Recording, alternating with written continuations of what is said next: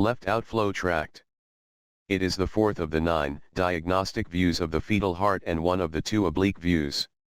Left outflow tract is the long axis of the left ventricle and ascending aorta as it emerges from the left ventricle and points to the right prior to curving into the aortic arch. Checklist. First, the presence of vessel that connects with the morphologically left ventricle positioned on the left and that can be defined as the aorta. Second, the aorta is characteristically branching at wide angle far from the semilunar valve giving the neck vessels. Third, septo-aortic continuity. Fourth, the presence of the aortic valve with normal systolic-diastolic excursion.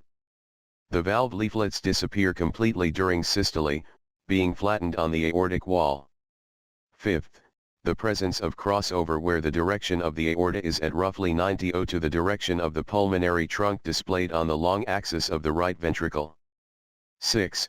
The size of the vessel is similar to, slightly smaller than, that of the pulmonary trunk visualized on the long axis of the right ventricle. 7th, intact muscular and membranous interventricular septum. 8th, the right atrium must not be visualized in this plane.